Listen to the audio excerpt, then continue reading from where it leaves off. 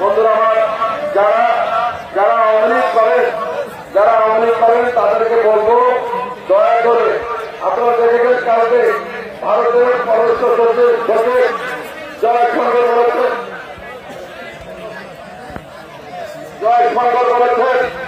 এই যে দেশে যে আন্দোলন হয়েছে গত 15-16 বছর এবং আওয়ামী লীগ অত্যাচার জুলুম নির্যাতন করেছে, এর জন্য দায়ী সরকারকে বলা হয়েছে তাদেরকে আমরা সর্বোচ্চভাবে সহায়তা করব নির্বাচন করার জন্য। আওয়ামী লীগ দেশের সর্ব প্রতিষ্ঠানকে ধ্বংস করে বলেছিল, বিচার ব্যবস্থা ছিল না, পুলিশ ব্যবস্থা ছিল না। ম্যাজিস্ট্রেটকে বলবো আপনি সম্মানীয় এদেশের মানুষ আপনাকে সম্মান করে সারা পৃথিবীব্যাপী আপনার একটি ইমেজ আছে, সেই ইমেজটাকে অর্জন করার জন্য সেই ইমেজটাকে আপনি কাজে লাগিয়ে বাংলাদেশে এই যুবদেশে নির্বাচন দিয়ে আপনি এই কামালদিয়া এলাকা কামালদিয়া ইউনিয়নের প্রফেসর ভাইদেরকে বলতে চাই, আপনারা কিন্তু একা না, বরঞ্চ আপনারা এখন মুক্ত হয়েছেন, আপনারা এখন স্বাধীনতা প্রাপ্ত হয়েছেন।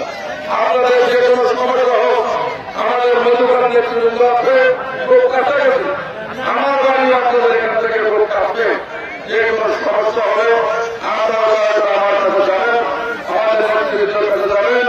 আমাদের নেতৃবৃন্দের ভিতরে যদি ভুল করে থাকে, কেউ অন্যায় করে, সেটাও আমাদেরকে জানাবেন।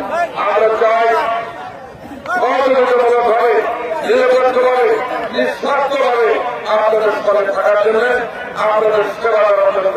বন্ধুরা আমার, আমি আমার বক্তব্য দীর্ঘায়িত না করে পরিশেষে আমাদের নেত্রী অসুস্থ, আপনারা জানেন তিনি লন্ডনে চিকিৎসা করতেন।